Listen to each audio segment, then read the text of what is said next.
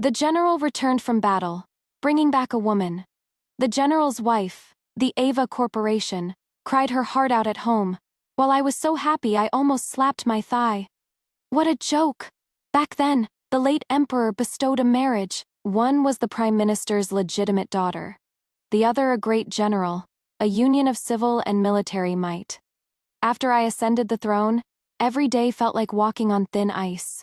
I couldn't even close my eyes when I slept. I was just worrying about how to find a legitimate reason to reclaim military power.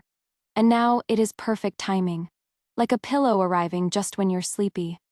The great general and the woman he brought back both knelt before me. My beloved and ruler are deeply in love. I wish to marry her as my principal wife. I beg your majesty for your blessing. I snorted coldly.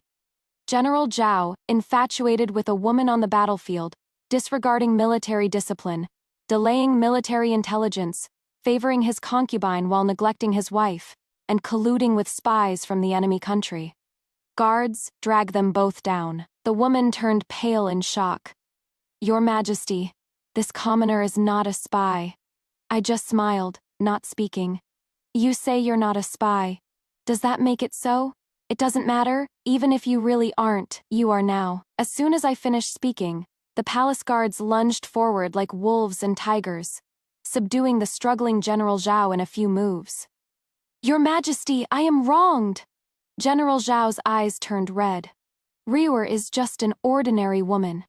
Definitely not a spy. I am willing to stake my head on it. Your head.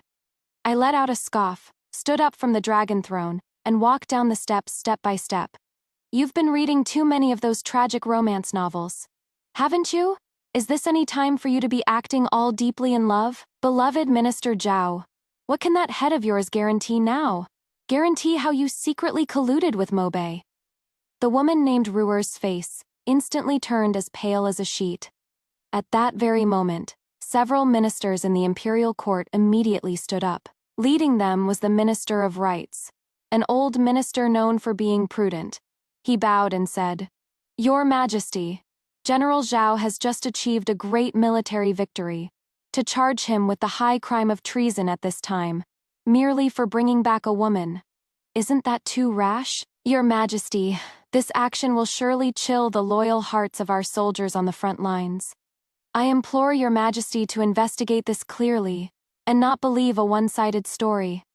Indeed, Your Majesty. Another decorated noble quickly chimed in. The Zhao family has been loyal for generations, and General Zhao's military achievements are illustrious. There might be a misunderstanding in this matter. Wouldn't treating a meritorious official this way be disheartening? Disheartening? I stopped in my tracks, my gaze piercing those pleading ministers like a sharp blade. My voice wasn't loud, yet it silenced the entire hall. So, my beloved ministers, now you know what being disheartened feels like. My gaze slowly swept across each of their faces, which seemed to be so concerned for the nation and its people. But the hand inside my sleeve clenched tightly into a fist. So, when my maternal grandfather, the old General Xu Qing, led his lone army to defend the border for a month, with no ammunition left and fighting to the last soldier, waiting for reinforcements that would never arrive, did you ever think he would be disheartened? When he died on the battlefield, not only was his heroism not remembered, but he was instead slandered as stubborn, and colluding with the enemy in fearing battle, thus tarnishing his loyal soul.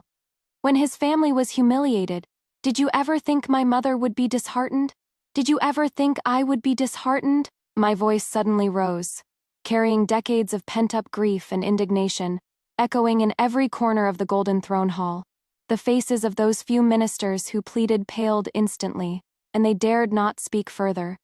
Some old ministers who knew the past affairs, their eyes flickered as they lowered their heads. I am an empress. Such scenes of ministers openly opposing me were commonplace, even before I officially ascended the throne. General Zhao, kneeling on the ground, looked up. Your Majesty is also a woman. Why are you unwilling to show some understanding to Ruer, who is also a woman, and let her escape injustice?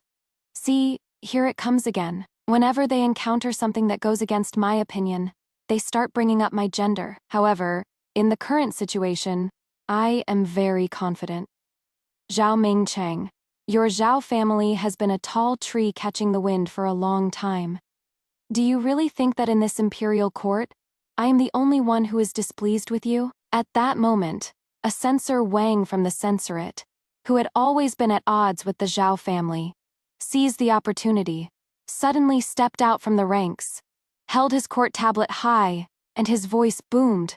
Your Majesty, I, your subject, wish to impeach the general who conquers the north, Zhao Mingcheng, for 10 great crimes. He had clearly come prepared, laying them out one by one, item by item, with utmost clarity.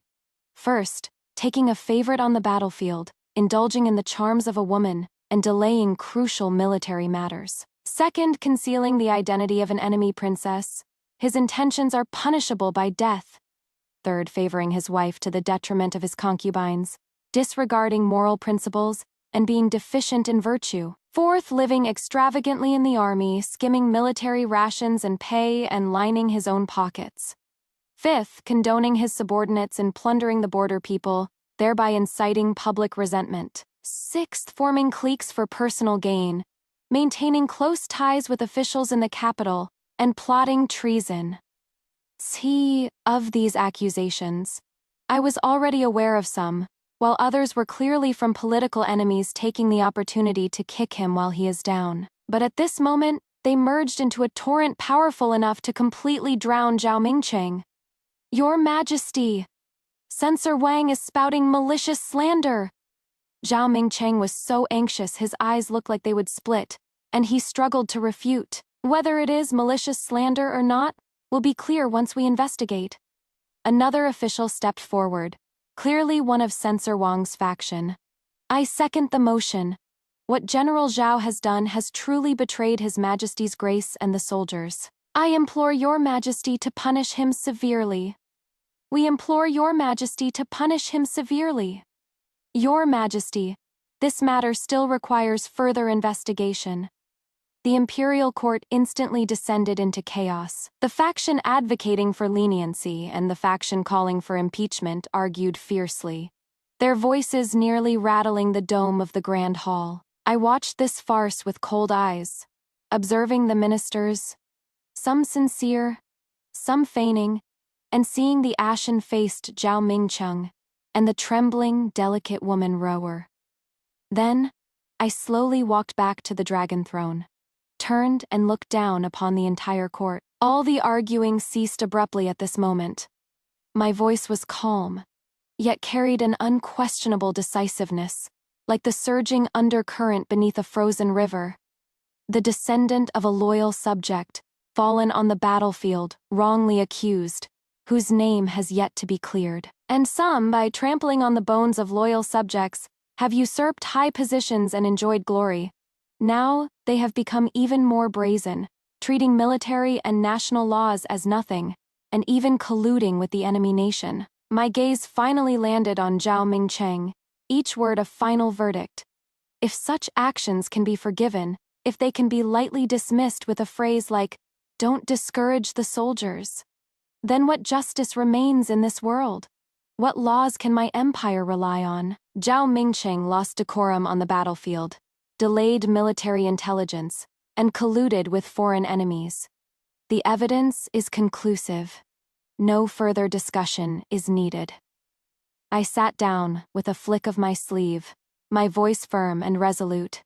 Guards, strip him of his coronet and sash, and throw Zhao Mingcheng and this northern spy into the imperial prison to await trial by the 3 judicial departments.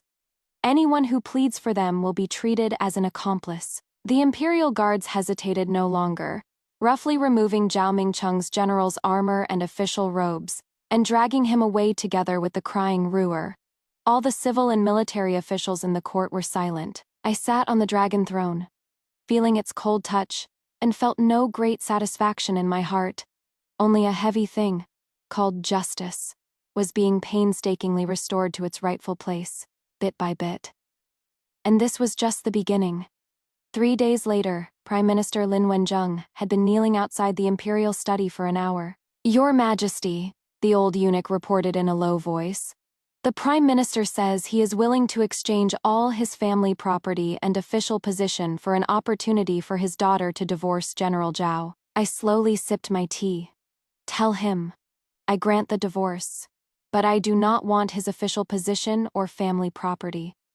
When the Prime Minister was summoned in, he could barely stand steady. My dear Lin. I looked at him. You have taught your daughter well. The general's wife. No. She should be called Miss Lin now. She understands righteousness and has voluntarily exposed her husband's treason, which greatly pleases me. The Prime Minister looked up abruptly, his eyes full of disbelief. I smiled slightly. That is right. His daughter, the one who was crying her heart out, had already sent a secret letter into the palace through her mother long before the general returned to court. She had long discovered the token from Mobe, but kept it hidden and didn't act, just waiting for this very moment. 10 days later, the imperial prison. I looked at the wretched general through the iron bars. Beloved Minister Zhao, do you know who the ruler you brought back really is? The general stubbornly turned his head away. She is the youngest daughter of the king of Mobe. Her real name is Tana, and she was ordered to get close to you to steal the border defense maps. I said slowly. And you, knowing full well her identity, were still bewitched by her, even altering military reports for her and concealing the matter. The general whipped his head around. Your Majesty, how did you? How did I know? I smiled. Because your wife intercepted the secret letter you wrote to Mobe 3 months ago. She has the original, and I have a copy. Seeing the look of instant disarray and collapse on his face, I felt utterly satisfied. On the day of the joint trial, I specifically had Ava Corporation, who had already regained her freedom, sit behind a screen to listen in. The evidence was presented piece by piece. The poison the Mobe princess carried, the invisible ink, the copy of the military report altered by the general, and even records of the two of them meeting secretly in his campaign tent. The imperial court was in an uproar, and the most fatal blow was the secret letter handwritten by the general, presented by Ava Corporation herself. I originally just wanted to be a good wife. Her voice was clear and cold without any trace of tears. Even knowing that the general had an affair with this woman, I only thought of it as common philandering. It wasn't until I discovered this letter that I realized it concerned the empire's stability. I dared not delay the nation because of personal feelings. The entire court was moved. The verdict was without suspense. General Zhao colluded with the enemy and betrayed the country, to be executed at an appointed date, the Princess of Mobe to be imprisoned in death row, awaiting future negotiations with Mobe, the Zhao family's property to be confiscated. But, considering Madame Lin's righteousness in denouncing her own kin, she was allowed to take her dowry and return home, unaffected after the court session. I summoned Madame Lin alone. Do you hate me? I asked her. Using you to get rid of the great hidden danger to me. She looked up, not a tear in her eyes. Your Majesty gave this concubine the chance to personally take revenge. This concubine is deeply grateful. I nodded. Do you know that your father submitted his resignation early this morning? She was slightly stunned, then understood. Father? Understands the principle of the rabbit dying and the dog being cooked. Clever. I nodded in admiration. But do you know that I rejected his resignation, and instead want you to follow him into the Central Secretariat and serve as a third-rank Central Secretariat official? This time, she was truly stunned. I need smart people. I stepped down from the throne and stopped in front of her. Especially smart people who are both intelligent and know when to take a stand. Lin Wanyan's beautiful face instantly lost all color. She hastily prostrated herself. Your Majesty, this absolutely cannot be done. Your humble wife, your humble daughter, how could I be worthy? The position of Minister of the Secretariat is a crucial one, concerning state affairs. I am but a woman, and I have just experienced. I am truly unworthy of such a heavy responsibility. I beg your Majesty to choose someone more capable. Her voice trembled slightly. It was the humility of someone who had been long suppressed and denied, to the point where she couldn't even believe in herself. But I know that she was once the most talented young lady in the capital, proficient in poetry, music, rites, and dance, her learning far surpassing that of her brothers. However, after marrying into the general's mansion, Zhao Mingcheng found her talent to be showing off and disliked her opinions as presumptuous, wishing her only to be a beautiful, obedient ornament to manage his household. Years of hardship had long since dimmed her youthful admiration for heroes and her own talent, leaving only a disheartened resignation after being let down. Now, even though her great revenge has been achieved, the spirit that belonged to Lin Wanyin herself seems to have died, along with that bitter cry and betrayal. I descended from my throne and stopped before her, not immediately telling her to rise. A mere woman. My voice was light, yet carried an undeniable weight. Lin Wanyin, look at me. She looked up in confusion, meeting my gaze. I, too, am a woman, I said slowly, my gaze seeming to pass through her, seeing myself from a long time ago. Do you know what I was doing when I was your age? My voice was calm as I began to recount the past I rarely revealed. My mother was the daughter of the old general, born into a military family. But in this deep palace, my mother and I were thorns in the late emperor's side, objects of bullying by the empress and other princes. I remember being pushed into the icy lake in winter. Remember our allowances being cut in summer. Remember how those so-called imperial brothers enjoyed tormenting me, their fatherless, motherless sister. A flicker of astonishment crossed Lin Wanyin's eyes. She seemed unable to connect the majestic empress before her with the pitiful, helpless little girl in the description. My mother didn't teach me to passively accept abuse. I continued, a hint of iron resolve in my tone. In that cold palace, she taught me military strategy with chess pieces, and taught me to draw a bow under the moonlight. She told me that tears were useless, only strength mattered. So, I watched those imperial brothers fight, and I, on the side, secretly handed them knives and torches, until they all fell one by one. I leaned closer, gazing at her intently. My maternal grandfather died fighting for the country, his body wrapped in horsehide, yet all he received in return were suspicion and slander. My mother sought justice for my father, and all she got was a cup of poisoned wine. Who can I rely on? Who can I trust? Can I count on those men to uphold justice for us mothers and daughters? My voice suddenly rose, carrying years of pent-up resentment and firmness. No. In this world, the only ones who can save us are ourselves. The reason I've gotten this far isn't because of anyone's charity. I climbed out of mountains of corpses and seas of blood, treading through thorns and gritting my teeth. I extended my hand, not to help her up, but to lift her arm with almost brute force, forcing her to stand. Lin Wanyin. My gaze was sharp as a knife, as if trying to cut through her layers of fragile wrapping. All those books you've read, all the principles you've understood, all the methods you've learned, were they just to please a man who ultimately betrayed you? Look at you now. My tone allowed for no doubt. It was you who found the evidence of his treason. It was you who chose the most correct path and dealt him a fatal blow. This intellect, this decisiveness, how many men in the entire court can match it? Your father, the secretary of the Central Secretariat, might not have done as well as you. Lin Wanyin's body trembled slightly, but this time, it wasn't entirely out of fear. My words were like a heavy hammer, shattering the hard shell of self-pity on her heart, revealing the radiance that belonged to her, Lin Wanyin, which had never truly been extinguished inside. I softened my tone, yet it became even deeper.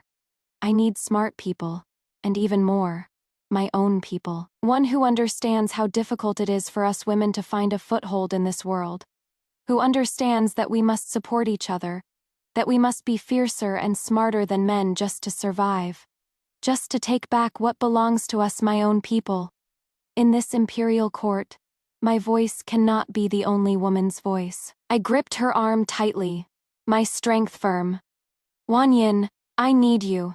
Not as the Prime Minister's daughter, not as the General's abandoned wife, but as Lin Wanyin, as the Central Secretariat attendant I personally appointed, to stand by my side, and tell the world that women, too, can hold power and support the state. Inside the imperial study, my words were like a clap of thunder, shattering the layers of ice sealing Lin Wanyan's heart. Those deliberately forgotten fragments belonging to Lin Wanyan herself, along with my words, "I need you," came flooding back into her mind in a flurry. In Lin Wanyan's memory, the first thing was her father, Prime Minister Lin's study. As a young girl, she stood on her tiptoes, hiding behind a screen, listening to her father discuss court affairs with his disciples and her elder brothers. She was so engrossed in listening that she couldn't help but mutter in a low voice, "This move might force the southwestern Tusi to rebel. It would be better to use a gentle approach." Before she could finish speaking, she was discovered by her father. Her father, who was always gentle, flew into a rage. Her father dragged her out, the discipline ruler landing heavily on the palm of her hand. "A woman's virtue is her lack of talent. Who gave you permission to eavesdrop on this? Your lessons are precepts for women, and instructions for women. They are zither, go, calligraphy, and painting. In the future, marrying into a noble family, assisting your husband and raising your children. That is your duty. These great matters of the imperial court, how could they be something you can presumptuously discuss?" At that moment, she looked at the proud and disdainful eyes of her mediocre brothers beside her, and felt a cold suffocation for the first time. She clearly understood and saw through them better than they did. Then, there was that spring banquet. She was 12 years old and attended the banquet with her mother. She accidentally fell into the water while admiring the garden scenery. The cold lake water submerged her mouth and nose. In extreme panic, a nimble figure leaped into the water and lifted her up. After reaching the shore, she coughed and was still in shock. When I looked up again, I met a pair of bright, sharp eyes. That was the young Zhao Mingcheng. He had just won glory with his father at the border, and returned to the capital to be rewarded. The brocade-clothed young wolf of that time was soaked to the skin, yet brimming with heroic spirit. He even smiled and comforted her. "Little girl, don't be afraid, it is all right now." Sunlight fell on the tips of his dripping hair, as if glowing with golden light. In that moment, the young girl's heart was suddenly flung open. He was a hero, the kind of young general you only find in storybooks. She collected all the news about him, knew he was valiant, knew he was skilled in battle. During her secluded maiden years, that hazy admiration fermented into an obsession of marrying no one but him. Later, the late emperor decreed their marriage.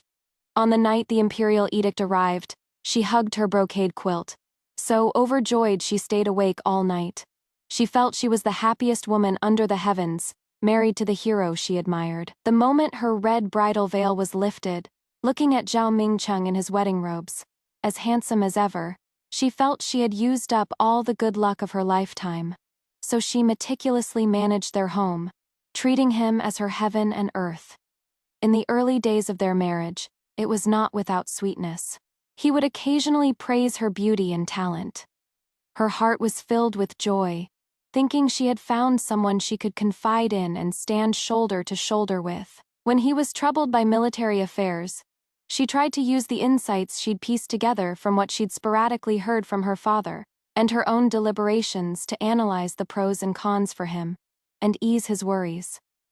She remembered that one debate about the allocation of provisions, she had pointed out a fatal flaw in the plan. However, what she got in return was not praise, but rather, Zhao Mingcheng's suddenly cold gaze and an impatient scolding. "Wife, these are matters for men to worry about. You only need to manage the inner household, and letting me have no worries at home is what makes you virtuous. A woman's beauty lies in her gentleness and submissiveness. For you to discuss these things all day, what has become of propriety?" The disdain and coldness in his tone, like a basin of cold water, extinguished all the light in her eyes. What he wanted was just an exquisite decoration, a docile puppet, not a companion with thoughts who could stand shoulder to shoulder with him.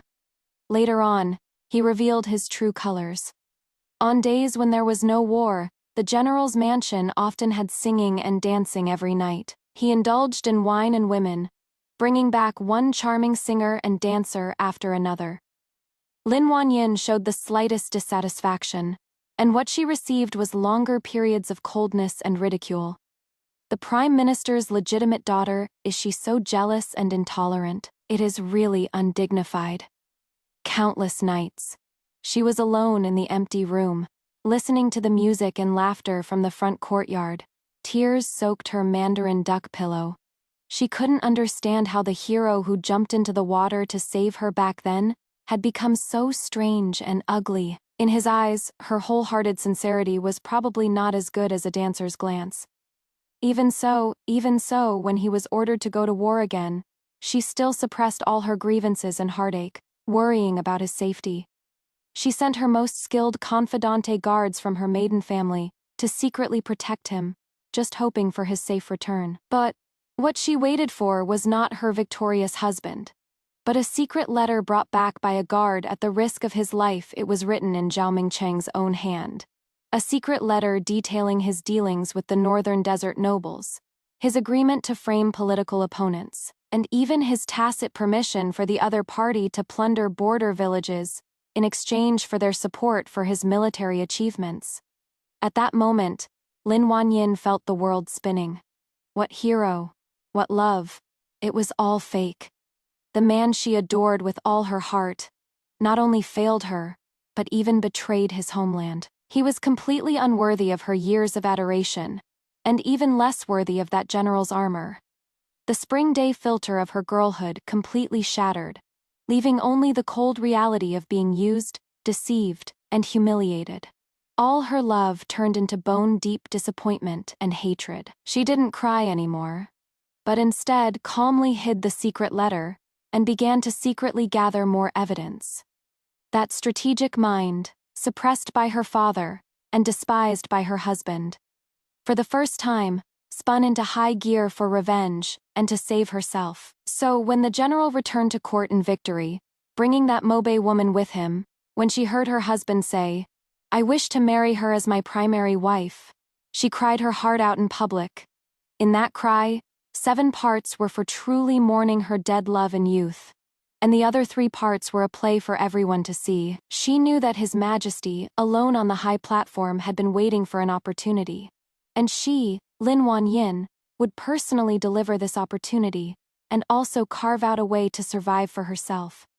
With memories reaching this point, the confusion, bewilderment, humility, and despair in Lin Wanyin's eyes finally faded completely. Instead, there was a clarity and determination tempered by fire, a brilliance of fierce burning. She looked at the empress on the dragon throne, who had also walked out of thorns, and took a deep breath. So, on this path, she was not walking alone. Tears welled up in Lin Wanyin's eyes again, but this time, they were no longer bitter tears of despair, but a powerful current that washes away the gloom of the past, a torrent of rebirth. She looked at Jen, took a deep breath, and it was as if she finally exhaled the foul air she had held in for so long. The frail and slender woman, who had long been confined to the deep mansion, slowly straightened her back, like a slender bamboo in the wind, regaining the backbone a noble lady ought to have, and even adding a sharpness born of breaking free from a cocoon. She took a step back, adjusted her attire, and then slowly, with extreme solemnity, performed the most formal of salutes to Jen. Her voice was clear and firm, without a hint of hesitation. "Your subject, Lin Wanyin, receives this decree and offers my gratitude. I shall not fail the great trust your Majesty has placed in me." Jen looked at the flame rekindling in her eyes, knowing that what Jen had gained was not just a subject, but also an ally.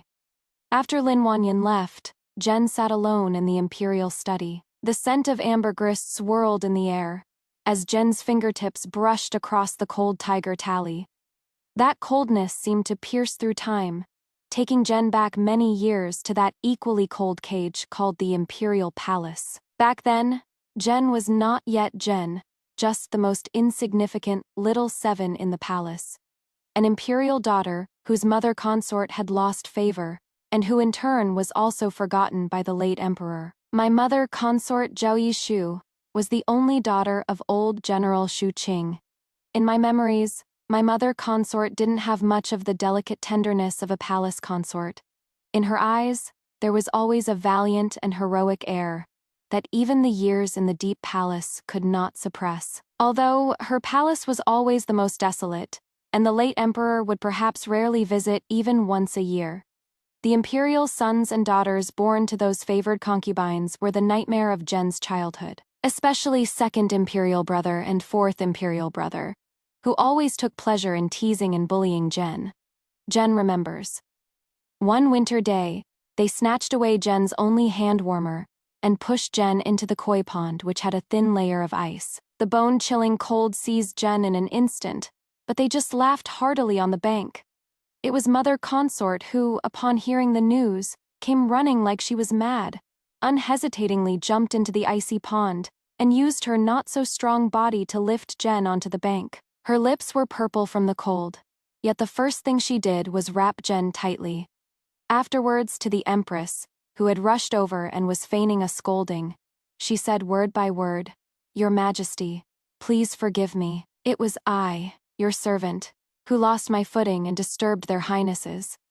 Back in the desolate palace courtyard, she changed Jen's wet clothes and rubbed Jen's frozen hands and feet with snow to warm them.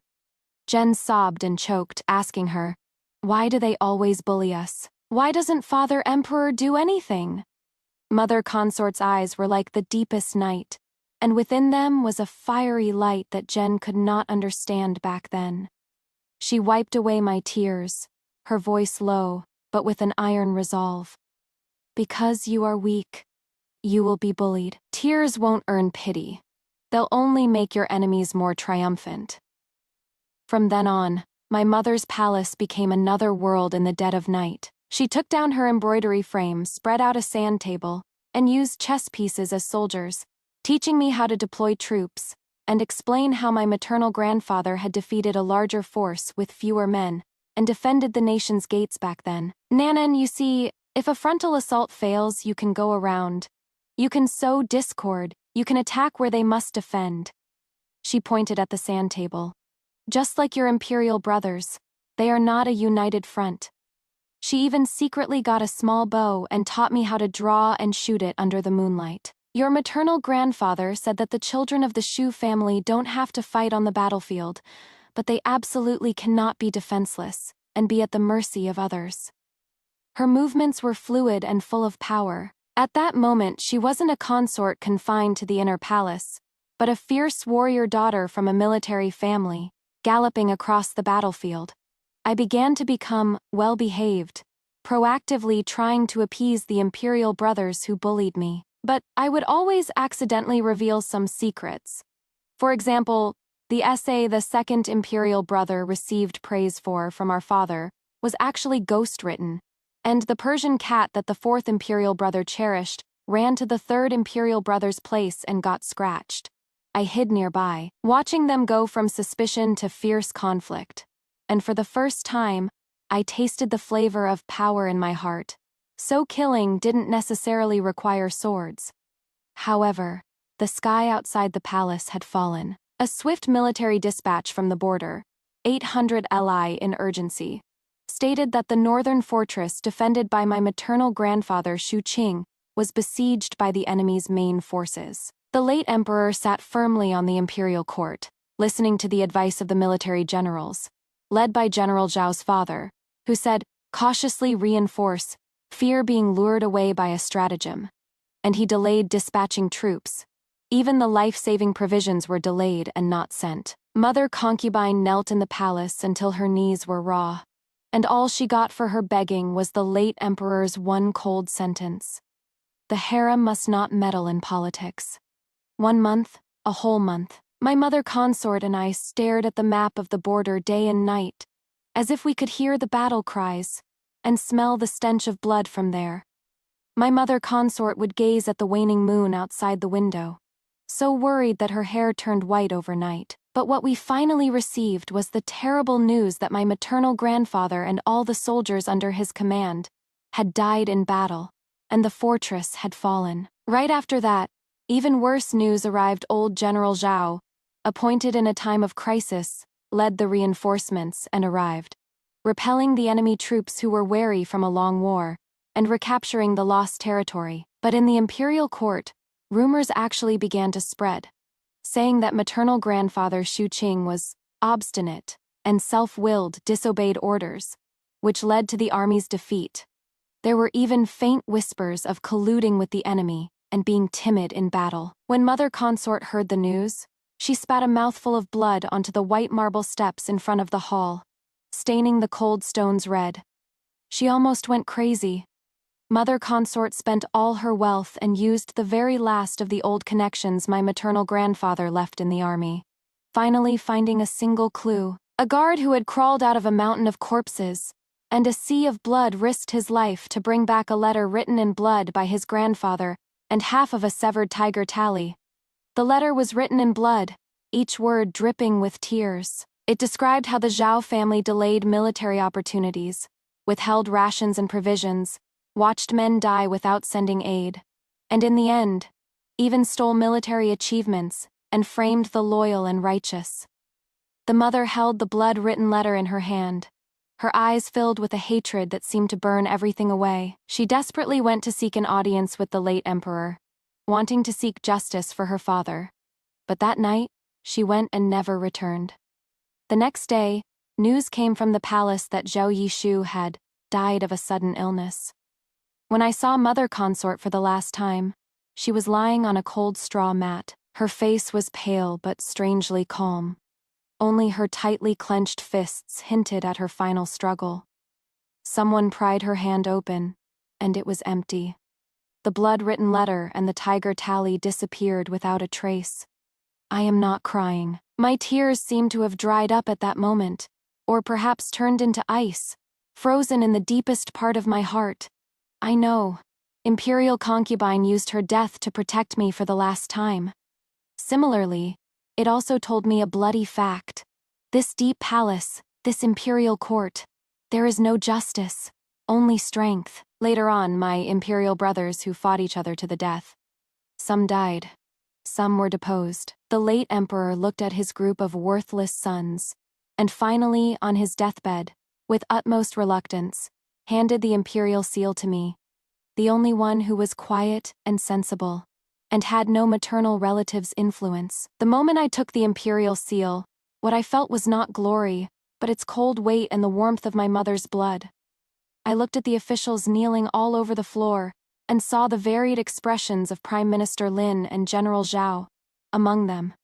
I knew that all of this was just the beginning, and today, Zhao Mingcheng has been beheaded. Old General Shu's former subordinates have regained military power, and Lin Wanyin has turned against her family. These are merely the first debt that I am collecting, with principal and interest. Mother concubine, grandfather, just you watch. What this empire owes us, I will take it back with my own hands, piece by piece. 1 month later, General Zhao Mingcheng was taken to the execution ground and beheaded in public. I stood atop the city gate tower, the wind sweeping past the wide sleeves of my dragon robe. In the direction of the execution ground, the head of the Zhao clansman has fallen.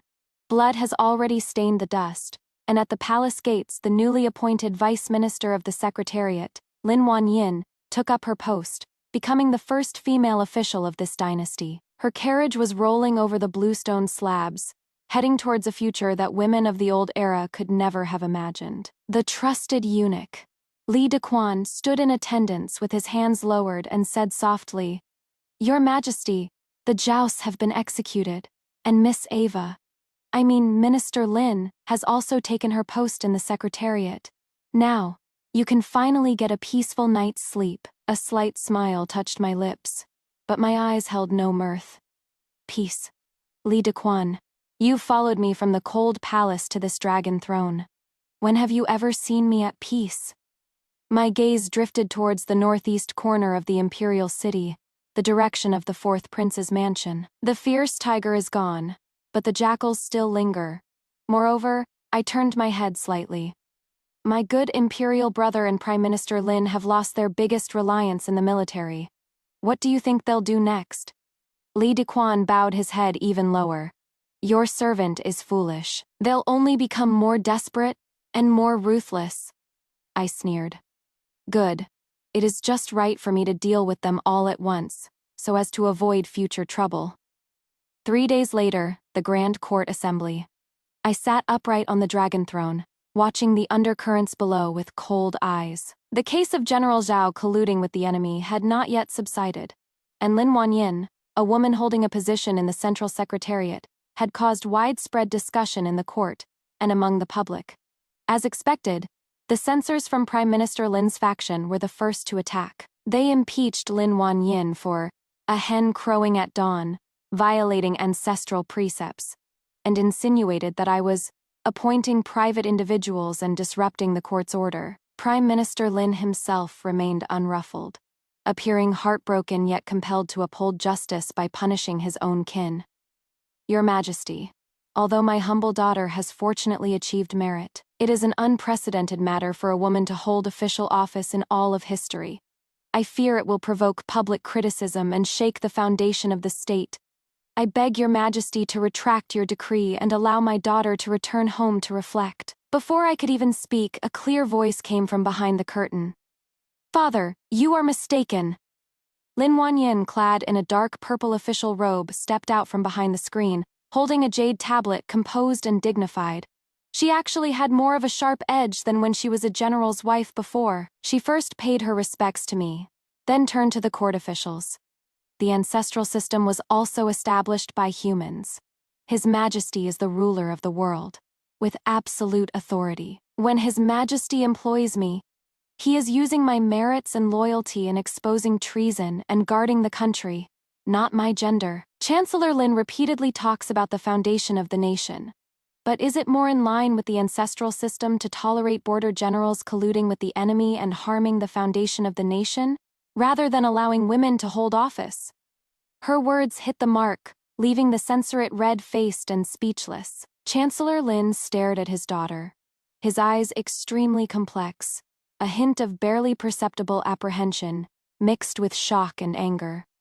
I spoke at the right time, my voice not loud but silencing the entire court. Chancellor Lin's words deeply resonate with me. This matter needs no further discussion. After the court session, I summoned Lin Wanyin to the imperial study. You did very well today. I looked at her. But do you know that your father's actions today were not entirely directed at you? Lin Wanyin's eyes flickered. Your Majesty means that he wanted to use this to test your Majesty, and at the same time, to show loyalty to the fourth prince? Clever. I nodded. Having lost the Zhao family's military power, they will surely find other ways. I have a task for you. Your Majesty, please command. I want you to help your father and the fourth prince. I dipped my fingertip in tea and wrote the character, Beam, Soldier, Fey Army, on the sandalwood desk. What they need most right now is to regain control of the military. I will give you a secret decree. Go and see someone. That night, Lin Wanyin did not return to her manor. Instead, she took an inconspicuous sedan chair and quietly arrived at a seemingly ordinary courtyard in the western suburbs of the capital.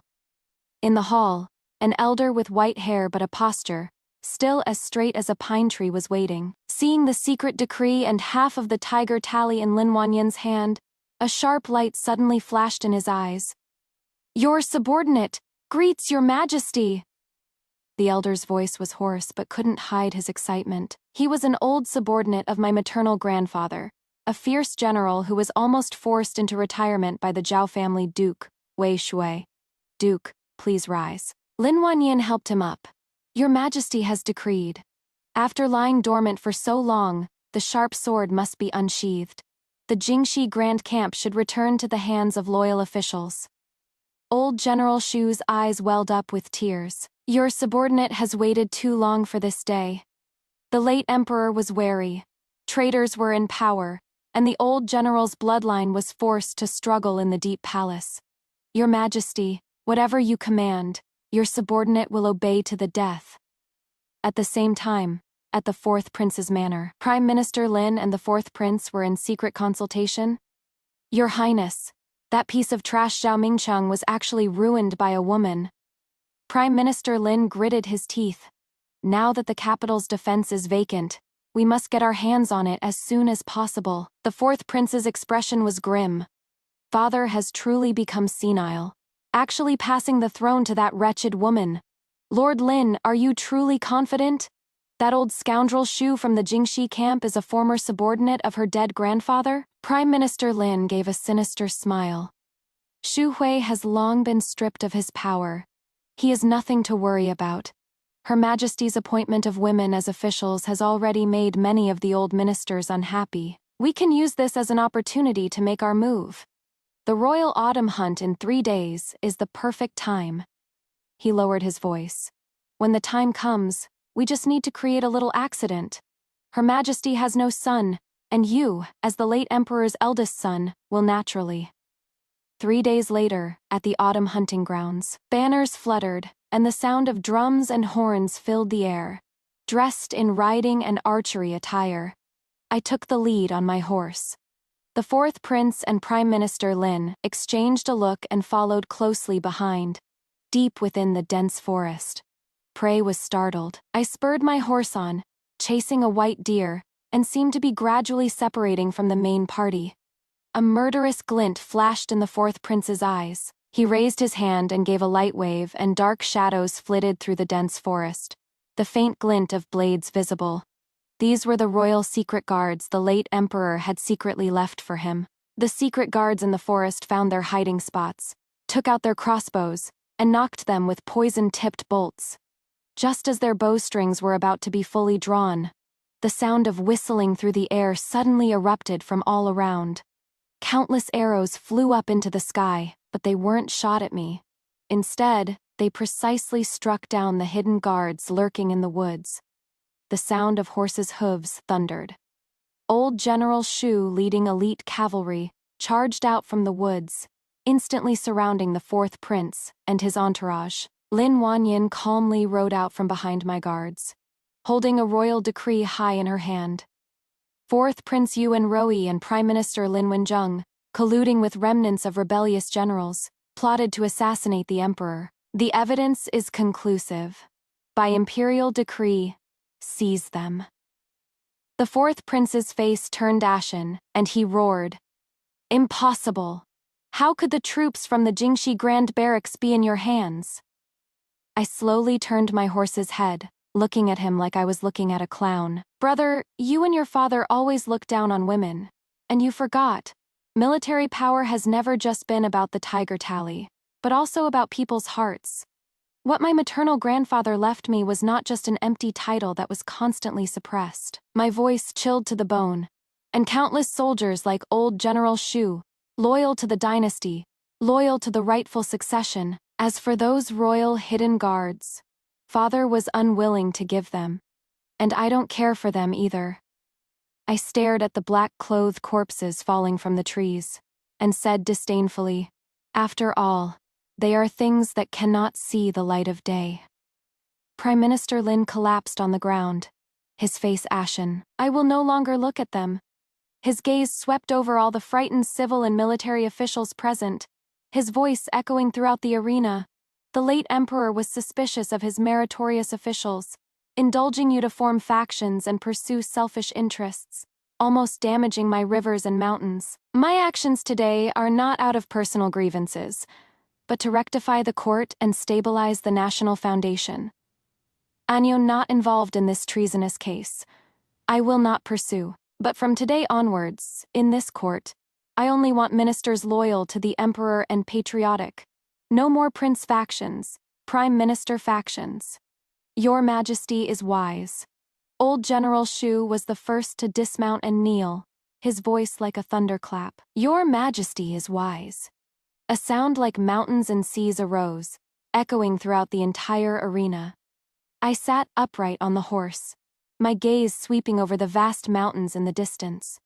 Mother consort, maternal grandfather, in your spirits in heaven, have you seen? Those who once bullied and suppressed us are now paying the price one by one. And this empire, I have not only secured it, but I will make it more stable and clearer than during the late emperor's reign. I gently shook the reins, and the warhorse reared up. Return to the palace. Is your Majesty relieved now? the trusted eunuch asked in a low voice. I patted the railing. At ease? It is far from over. Go bring the Princess of Mobe. I want to strike a deal with her. After all, with the first general's wife who was betrayed and awakened, there will be a second, a third. I looked at the azure sky, feeling pleased. This empire is finally starting to get interesting.